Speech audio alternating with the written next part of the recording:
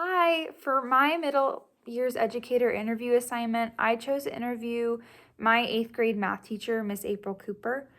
Miss Cooper has been teaching at Milford Junior High School, which is located on the east side of Cincinnati, where she's been her entire teaching career.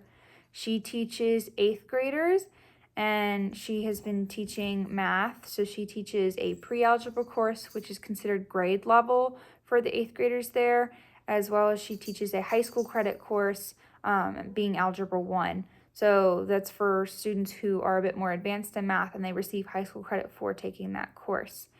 She's been teaching for 15 years, and I chose her for this assignment because she has a huge passion for teaching middle school students. I know that she made a really big impact in my educational experience. I know she really made me enjoy school again after not enjoying it for so long, which is why I chose her for this assignment. And what surprised me most from our interview, going from student to learning teacher, was how she described the lesson planning process. I'm not new to the idea that there are like curriculum packages and resources already provided for teachers, but I didn't realize just how much they use those in their lesson planning process there at Milford. She said that they use Carnegie specifically for their curriculum package 50% of the time, as well as that the curriculum package that they purchase and have to use are actually catered more towards national math standards, which are more rigorous than Ohio State standards. So when she goes through the lesson planning process, she will have to, she examines state standards, of course, and then she also looks at previous state questions for standardized testing to be able to decide what specifically they're looking for on the state tests to be able to teach students correctly. And then she also has to sort through all of the questions provided because throughout each unit, there are sometimes things that she doesn't need to teach her students because they're already geared towards national standards. And that kind of surprised me. I didn't realize that they were set to such different standards. Her philosophy in teaching is very student centered and adapts well to what students need. She is a big proponent of varying instruction based off what students need to do. So in the interview, we discussed how she had like 4 or 5 different activities on a given day where some students were doing test corrections with the teacher, because it was with test corrections, you kind of have to have a teacher to show them where they went wrong. She had some students who were playing a find the error game. She had some students who were just doing some extra math equations or looking ahead to the next unit.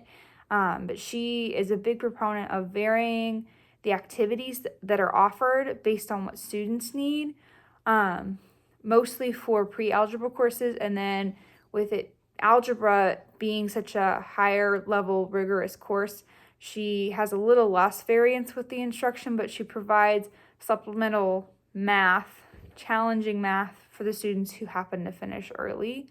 And she really focuses on getting to know her students well so that she can better adapt the classroom to fit their needs. We have a very similar philosophy in that it needs to be student-centered. We want to do what's best for students, and that changes based on the group of students that you have. I do differ a little bit in how I believe that math should be focused on. I believe that math should be geared a little bit more towards discovery learning regardless of the maturity level. In our interview, we discussed how she likes to have her algebra students do more discovery learning to begin with and then follow with direct instruction, whereas her pre-algebra students, she just goes straight in with direct instruction. And I think that that's not a bad tactic to have, but I think that with math, providing discovery learning allows students to develop their number sense a bit better. And I think that that should be an option for those students regardless of their maturity level.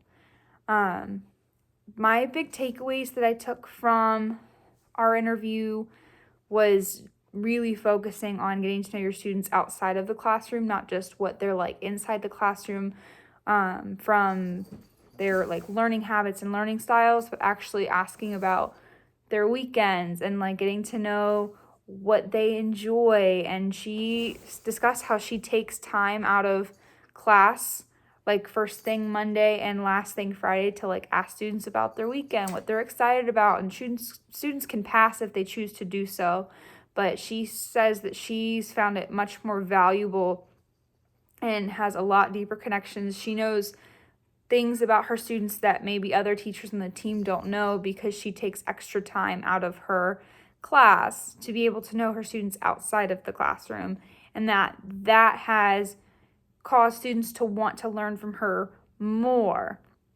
than maybe they would have if she hadn't gotten to know them very well.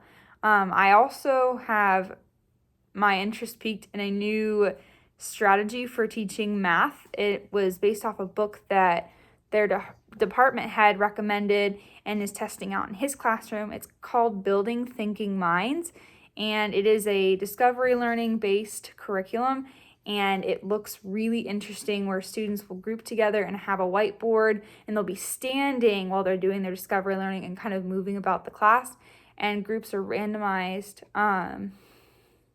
by like the suits on a card. So which I am super excited to find that book and learn more.